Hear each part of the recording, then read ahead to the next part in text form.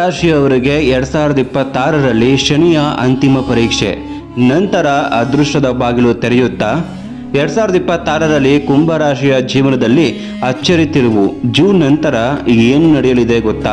ಕುಂಭರಾಶಿಯವರೇ ಜಾಗ್ರತೆ, ನಿಮ್ಮ ಜೀವನವನ್ನ ಯಾರೋ ಸೀಕ್ರೆಟ್ ಆಗಿ ಗಮನಿಸ್ತಾ ಇದ್ದಾರೆ. ಸಾಡೆ ಸಾತಿಯ ಕೊನೆಯ ಹಂತ.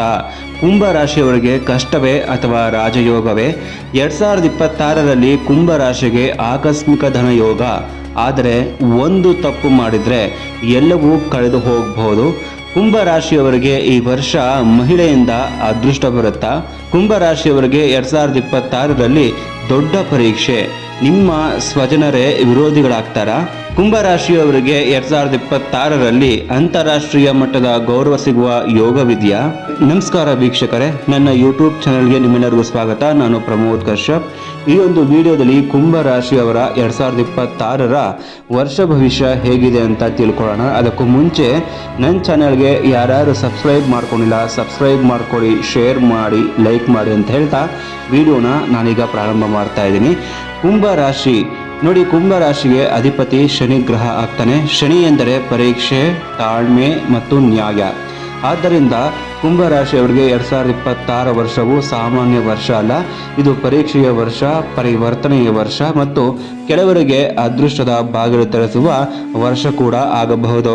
ಕುಂಭರಾಶಿಯವರಲ್ಲಿ ಧನಿಷ್ಠ ನಕ್ಷತ್ರದ 3ನೇ ಪಾದ ಮತ್ತು 4ನೇ ಪಾದ, ಶತಭಿಷ ನಕ್ಷತ್ರದ 4 ಪಾದಗಳು, ಹಾಗೆಯೇ ಪೂರ್ವಭಾದ್ರ ನಕ್ಷತ್ರದ 1ನೇ ಪಾದ, 2ನೇ ಪಾದ, 3ನೇ ಪಾದಗಳು ಸೇರಿವೆ. ಈ ನಕ್ಷತ್ರಗಳ ಸ್ವಭಾವವೇ ಒಂದು ವಿಚಿತ್ರ ಗುಣ ಹೊಂದಿದೆ. ಹೊರಗೆ ಶಾಂತ, ಒಳಗೆ ಪ್ರಬಲ ಶಕ್ತಿ. ಇದೇ ಗುಣ ಈ ವರ್ಷದಲ್ಲಿ ಕುಂಭರಾಶಿಯವರ ಜೀವನದಲ್ಲಿ ದೊಡ್ಡ ಬದಲಾವಣೆಗಳನ್ನು ತರುತ್ತೆ. 2026ರಲ್ಲಿ ಗ್ರಹಸ್ಥಿತಿಯನ್ನು ನೋಡಿದಾಗ ಗುರುಗ್ರಹವು ಮೊದಲಿಗೆ ಪಂಚಮ ಸ್ಥಾನದಲ್ಲಿ ಇದ್ದು ನಂತರ 6ನೇ ಸ್ಥಾನಕ್ಕೆ ಪ್ರವೇಶ ಮಾಡುತ್ತೆ. ಶನಿ ಈಗಾಗಲೇ ದ್ವಿತೀಯ ಸ್ಥಾನದಲ್ಲಿ ತನ್ನ ಪ್ರಭಾವವನ್ನು ತೋರಿಸ್ತಾ ಇದ್ದಾನೆ. ರಾಹು ಒಂದು ಸ್ಥಾನದಿಂದ ದ್ವಾದಶಕ್ಕೆ, ಕೇತು 7ನೇಯಿಂದ 6ನೇ ಸ್ಥಾನಕ್ಕೆ ಸಂಚಾರ ನಡೆಯುತ್ತೆ. ಈ ಗ್ರಹಚಾರಣೆಗಳು ಸಾಮಾನ್ಯ ಅಲ್ಲ, ಇವು ಜೀವನದ ಕೆಲವು ಗುಪ್ತ ಸತ್ಯಗಳನ್ನು ಬಯಲಿಗೆ ತರುತ್ತವೆ. ಧರ್ಮಗ್ರಂಥಗಳಲ್ಲಿ ಒಂದು ಶ್ಲೋಕ ಇದೆ, ದಾರಾಪುತ್ರ ವಿರೋಧಂಚ ಸ್ವಜನೆ ಕಲಹಂಸದ ಪ್ರಾಣಚೋರಾಗ್ನಿ ಭೀತಿ ಷಷ್ಠಗುರು ಪ್ರಜಕ್ಷತೆ. ಈ ಶ್ಲೋಕದ ಅರ್ಥ ಏನು ಗೊತ್ತಾ?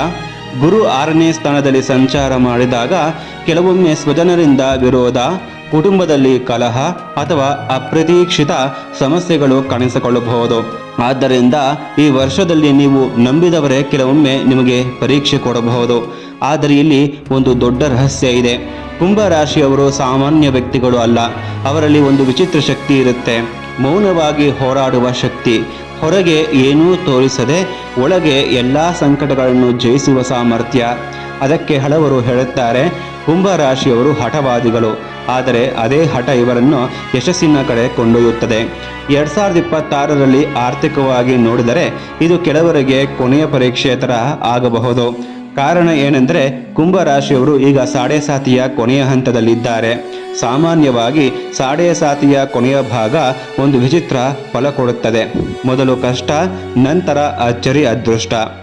ಈ ವರ್ಷದಲ್ಲಿ ನಿಮ್ಮ ಆದಾಯದಲ್ಲಿ ಏರಿಕೆ ಕಾಣಬಹುದು. ಕೆಲಸದಲ್ಲಿ ಹೊಸ ಅವಕಾಶಗಳು, ವ್ಯಾಪಾರದಲ್ಲಿ ವಿಸ್ತರಣೆ, ಸಮಾಜದಲ್ಲಿ ಗೌರವ, ಇವು ನಿಧಾನವಾಗಿ ನಿಮ್ಮತ್ತ ಬರ್ತವೆ. ಕೆಲವರಿಗೆ ಆಕಸ್ಮಿಕ ಧನಯೋಗ ಅಥವಾ ಅಪ್ರತೀಕ್ಷಿತ ಲಾಭ ಕೂಡ ಸಿಗಬಹುದು. ಆದರೆ ಒಂದು ಎಚ್ಚರಿಕೆ, ನಿಮ್ಮ ಜೀವನವನ್ನು ಯಾರೋ ಗಮನಿಸ್ತಾ ಇರ್ತಾರೆ. ನೀವು ಮಾತನಾಡುವ ಮಾತು, ನಿಮ್ಮ ಹಣಕಾಸಿನ ರಹಸ್ಯಗಳು, ನಿಮ್ಮ ಮನೆಯ ವಿಷಯಗಳು ಯಾರೋ ಒಬ್ಬ ವ್ಯಕ್ತಿ ಗಮನ ಹಾಕ್ತಾ ಇರ್ತಾನೆ. ಆದ್ದರಿಂದ ಈ ವರ್ಷದಲ್ಲಿ ಅತ್ಯಧಿಕವಾಗಿ ರಹಸ್ಯಗಳನ್ನು ಹೊರಹಾಕಬೇಡಿ. ಹೆಚ್ಚು ಸೀಕ್ರೆಟ್ ಆಗಿ ಇದ್ದಷ್ಟು ನಿಮಗೆ ಒಳ್ಳೆಯದು. ಕುಟುಂಬದಲ್ಲಿ ಕೆಲವೊಮ್ಮೆ ಸಣ್ಣ ಪುಟ್ಟ ಮನಸ್ತಾಪಗಳು ಆಗಬಹುದು. ವಿಶೇಷವಾಗಿ ಮಕ್ಕಳ ವಿಷಯದಲ್ಲಿ ಅಥವಾ ಅವರ ಆರೋಗ್ಯದ ವಿಷಯದಲ್ಲಿ ನಿಮಗೆ ಚಿಂತೆಯೂ ಬರಬಹುದು. ಪ್ರೇಮ ಸಂಬಂಧಗಳಲ್ಲಿ ಕೂಡ ಈ ವರ್ಷ ಸಂಪೂರ್ಣವಾಗಿ ಸುಗಮವಾಗಿರುವುದಿಲ್ಲ. ಕೆಲವರಿಗೆ ನಂಬಿಕೆ ದ್ರೋಹದ ಅನುಭವ ಕೂಡ ಆಗಬಹುದು. ಆದರೆ ಉದ್ಯೋಗ ಮತ್ತು ವ್ಯಾಪಾರದ ವಿಷಯದಲ್ಲಿ ಒಂದು ವಿಶೇಷ ಯೋಗ ಇದೆ. ಹಣವನ್ನು ಸರಿಯಾಗಿ ಯೋಜನೆ ಮಾಡಿಕೊಂಡು ಉಳಿಸಿಕೊಂಡರೆ ಭವಿಷ್ಯದಲ್ಲಿ ದೊಡ್ಡ ಲಾಭ ಪಡೆಯುವ ಸಾಧ್ಯತೆ ಇದೆ. ಹೊಸ ವ್ಯವಹಾರ ಆರಂಭಿಸುವ ಯೋಚನೆ ಕೆಲವರಿಗೆ ಬರಬಹುದು. ಮಂಗಳ ಗ್ರಹದ ಪ್ರಭಾವದಿಂದ ಕೆಲ ಸಮಯದಲ್ಲಿ ವಿಪರೀತ ರಾಜಯೋಗ ಕೂಡ ಉಂಟಾಗಬಹುದು. ರಾಜಕೀಯ ಕ್ಷೇತ್ರದಲ್ಲಿರೋರಿಗೆ ಈ ವರ್ಷ ಒಂದು ವಿಚಿತ್ರ ಅನುಭವ ಕೊಡಬಹುದು. ಮೊದಲ ಸ್ಥಾನದಲ್ಲಿ ಇಳಿಕೆ ಆಗುವಂತೆ ತೋರುತ್ತದೆ, ಆದರೆ ನಂತರ ಅದಕ್ಕಿಂತ ಉತ್ತಮ ಸ್ಥಾನಕ್ಕೆ ಏರಿಸುವ ಸಾಧ್ಯತೆ ಕೂಡ ಇದೆ. ಇದು ಒಂದು ರೀತಿಯ ಪರೀಕ್ಷೆ ಮತ್ತು ಪುನರುತ್ಥಾನ ಅಂತಲೇ ಹೇಳಬಹುದು. ಕೆಲವರಿಗೆ ಬಹಳ ಬೇಕಾದ ವ್ಯಕ್ತಿಗಳ ಅಗಲಿಕೆ ಅಥವಾ ದೂರವಾಗುವ ಅನುಭವವೂ ಸಂಭವಿಸಬಹುದು. ಆದರೆ ಅದೇ ಸಮಯದಲ್ಲಿ ಹೊಸ ಪರಿಚಯಗಳು ನಿಮ್ಮ ಜೀವನಕ್ಕೆ ಬೆಳಕು ತರುತ್ತವೆ. ವಿದ್ಯಾರ್ಥಿಗಳಿಗೆ ಈ ವರ್ಷ ಒಂದು ಪರೀಕ್ಷಾ ವರ್ಷ. ಮೊದಲ ಪ್ರಯತ್ನದಲ್ಲಿ ಸ್ವಲ್ಪ ವಿಳಂಬ ಅಥವಾ ಅಡಚಣೆ ಬಂದರೂ ನಂತರ ಅದ್ಭುತ ಫಲಿತಾಂಶ ಪಡೆಯುವ ಸಾಧ್ಯತೆ ಇದೆ. ಉನ್ನತ ಶಿಕ್ಷಣಕ್ಕಾಗಿ ಪ್ರಯತ್ನ ಮಾಡುವವರಿಗೆ ದಾರಿ ನಿಧಾನವಾಗಿ ತೆರೆಯುತ್ತೆ. ರೈತರಿಗೆ ಈ ವರ್ಷ ಉತ್ತಮ ಮಳೆ ಮತ್ತು ಉತ್ತಮ ಬೆಳೆ ಸಿಗುವ ಸಾಧ್ಯತೆ ಇದೆ. ಸರ್ಕಾರದಿಂದ ಕೆಲವು ಸೌಲಭ್ಯಗಳು ಅಥವಾ ಸಹಾಯಗಳು ಕೂಡ ದೊರೆಯಬಹುದು. ವ್ಯಾಪಾರಿಗಳಿಗೆ ಸಹ ಲಾಭದ ಸೂಚನೆಗಳು ಕಾಣಿಸ್ತಾ ಇದೆ. ಮಹಿಳೆಯರ ವಿಷಯದಲ್ಲಿ ಈ ವರ್ಷ ಒಂದು ವಿಶೇಷ ರಹಸ್ಯ ಇದೆ. ಮನೆಯಲ್ಲಿರುವ ಮಗಳು, ಹೆಂಡತಿ ಅಥವಾ ಸೊಸೆ ಇವರಿಂದಲೇ ನಿಮ್ಮ ಮನೆಗೆ ಅದೃಷ್ಟ ಪ್ರವೇಶ ಮಾಡಬಹುದು. ಅಂದರೆ ಈ ವರ್ಷ ನಿಮ್ಮ ಮನೆಯ ಮಹಿಳೆಯರು ಅದೃಷ್ಟದ ದ್ವಾರ ಆಗಬಹುದು. ಈ ವರ್ಷದಲ್ಲಿ ಕೆಲವು ಸರಳ ನಿಯಮಗಳನ್ನು ಪಾಲಿಸಿದರೆ ಅದೃಷ್ಟ ಹೆಚ್ಚಾಗ್ತಾ ಹೋಗುತ್ತೆ. ಅನಾರೋಗ್ಯ ಪೀಡಿತರಾದವರಿಗೆ ಸಹಾಯ ಮಾಡಿ. ಬೆಟ್ಟಿಂಗ್ ಅಥವಾ ಪಂಜಗಳಲ್ಲಿ ಹಣ ಹಾಕಬೇಡಿ. ಇಲ್ಲದಿದ್ದರೆ ಬಂದ ಹಣವು ಹೋಗುವ ಸಾಧ್ಯತೆ ಇದೆ. ಸಾಧ್ಯವಾದಷ್ಟು ಗಿಡಗಳಿಗೆ ನೀರು ಹಾಕಿ. ಪ್ರಕೃತಿಗೆ ನೀರಿನ ದಾನ ಮಾಡಿದರೆ ಅದ್ಭುತ ಫಲ ದೊರಕುತ್ತದೆ. ಆಹಾರವನ್ನು ವ್ಯರ್ಥ ಮಾಡಬೇಡಿ. ನಾವು ತಿನ್ನುವ ಪ್ರತಿಯೊಂದು ಅನ್ನದ ಕಣದಲ್ಲೂ ದೇವರ ಅನುಗ್ರಹ ಇದೆ. ಈ ವರ್ಷದಲ್ಲಿ ಹಳದಿ ಮತ್ತು ನೀಲಿ ಬಣ್ಣಗಳು ನಿಮಗೆ ಅದೃಷ್ಟ ತರುತ್ತೆ. 4 ಮತ್ತು 8 ಸಂಖ್ಯೆಗಳು ನಿಮ್ಮ ಭಾಗ್ಯ ಸಂಖ್ಯೆಗಳು. ಉತ್ತರ ಮತ್ತು ಪಶ್ಚಿಮ ದಿಕ್ಕಿನ ಪ್ರಯಾಣಗಳು ಶುಭ ಫಲ ನೀಡುತ್ತವೆ.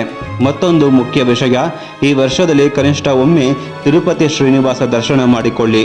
ಪ್ರತಿದಿನ ಓಂ ಗೋವಿಂದಾಯ ನಮಃ ಎಂಬ ಮಂತ್ರವನ್ನು ಭಕ್ತಿಯಿಂದ ಜಪ ಮಾಡಿದರೆ ಜೀವನದಲ್ಲಿ ಅಚ್ಚರಿ ಬದಲಾವಣೆಗಳನ್ನು ನೀವು ಕಾಣಬಹುದು.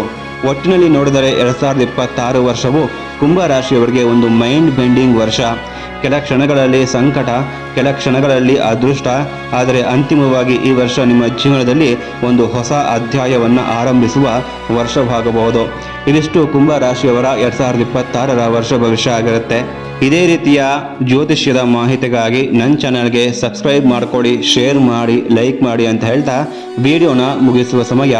ಸರ್ವಂ ಕೃಷ್ಣಾರ್ಪಣಮಸ್ತು.